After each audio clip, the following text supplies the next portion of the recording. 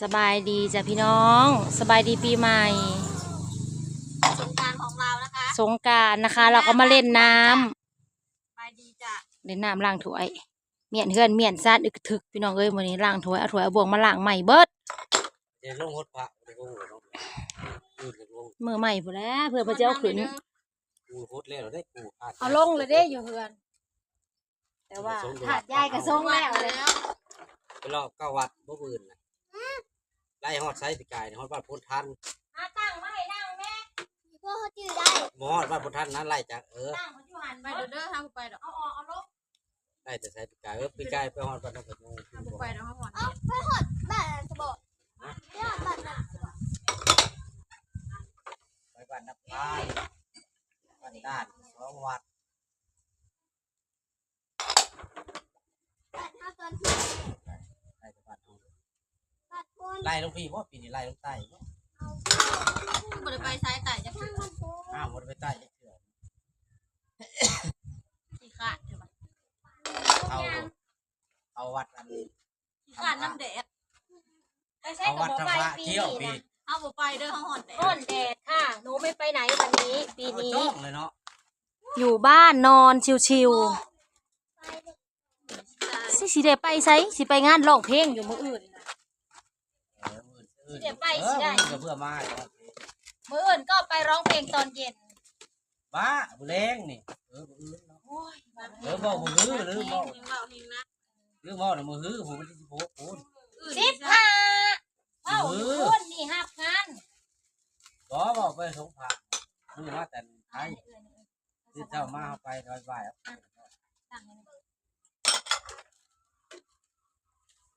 เฮ้ยเพิ่นแม่อีลุงให้ได้ไหม แล้วมันไปซ้ายมันนอนบ่ กินแกงละไม้นะมิ้วเลย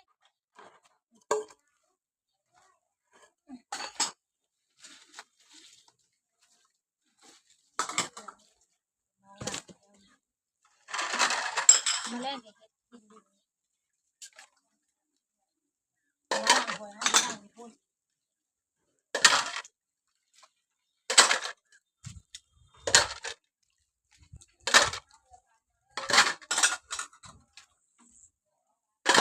ล้างเลย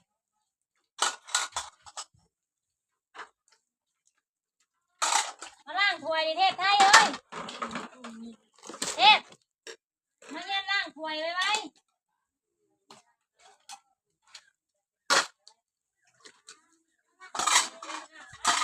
มันตีกัน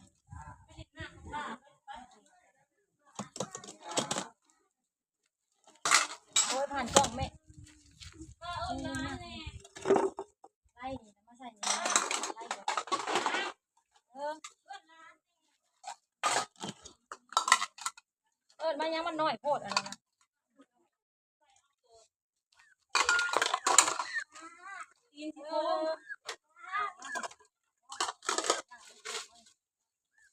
อะไรเนี่ยบอกว่าใส่เกลือบ้างไล่มาผิดจับซื่อๆนะงอนโมเดลเพื่อนตกจับไปส่งต่อมาเป็นสิค่ะเนี่ยเป็นคนไล่อยู่บ่น้ำบ่เอาหน้าแรงบ่เห็ดจะเขื่อนมันจะเป็นไล่มาไว้อย่าซ่านั่นล่ะจับแบบว่าลูกไปก่อนไล่แบบนี้นะไล่ให้โป้มันออกแล้วก็ส่งต่อมาหาแม่นี่แบบนี้ก็ส่งมาแบบนี้ในเบิ้งแม่เห็ดนี่นี่ส่งมาแบบนี้ไว้เห็ดนั่นนี่แม่จะส่งมาตัวนี้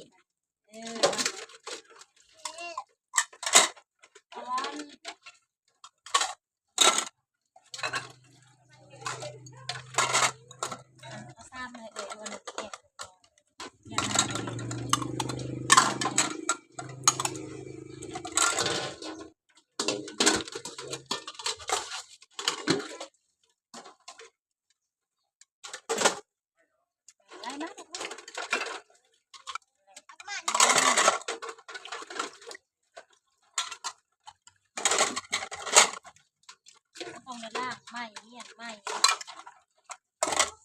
ได้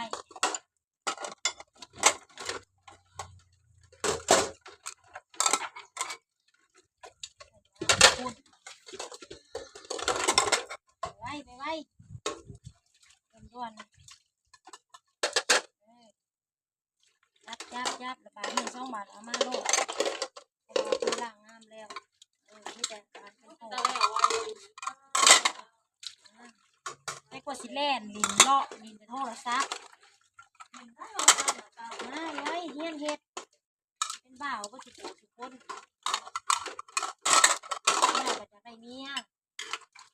เฮ็ดยังก็บ่เป็นปัดก็ได้เมียใส่ล้างถ้วยได้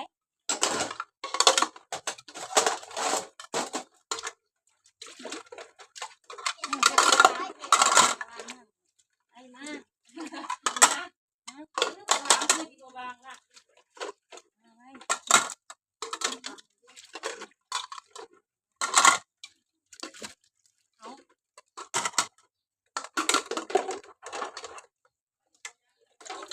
บ้านกันล่างอยู่แต่มีไฟล่างไม่แข็งล่าง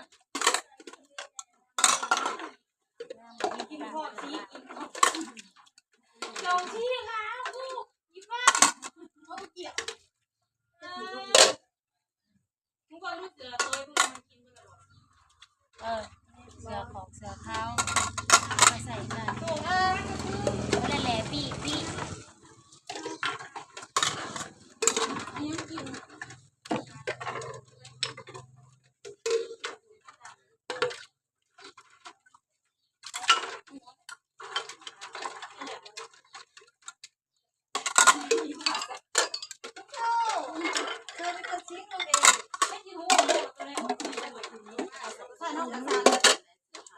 ขปุ่นกับมืออื่นเศร้าแล้วจังสิขัดขืน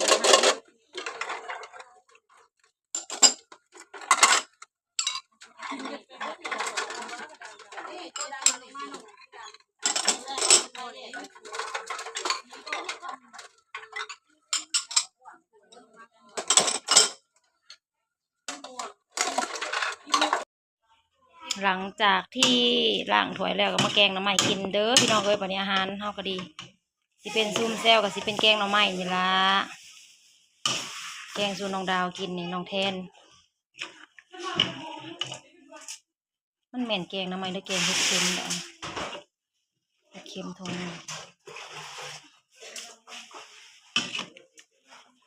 ้องแทนจ้ะ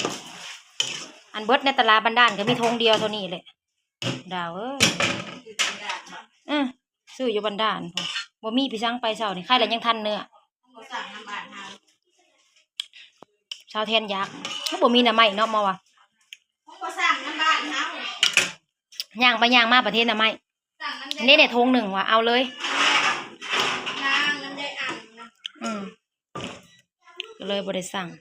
บ้านเฮาบ่สิอึดหน่อไม้ซื้อมาแต่บ้านด่านบ่เด้อ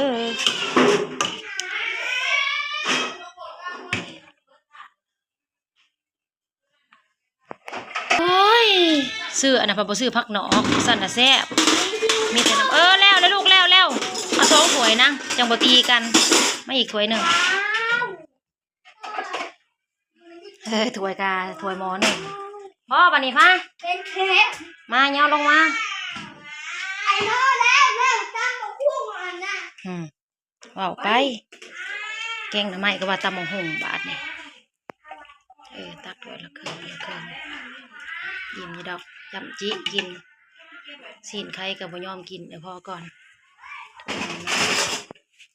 เพื่อน้ำเพื่อตอนพี่น้องเสื้อบัดงัวแต่เนาะเป็นตาแซ่บกันยังอยู่ ผู้ตักก็เป็นตาแซ่บเลยเบิ่งหน้าผู้ตักก็เป็นตาแซ่บอยู่เว้ยเบิ่งหน้าผู้ตักก็สิบุดยันบ่อิ่มอารมณ์บ่ค่อยดีบ่ได้นอนบ่ต้องใช้ประจำเดือนสิมาโอ้ยอารมณ์บ่ดีปานใดหั่นนะไปเป็นตาแซ่บเงินเบิดบ่มีเงินลิ้นปีใหม่เงินเบิดแล้วอยากซูนโหลดบ่ก็เลยอยากประสานอยากขึ้นเนาะ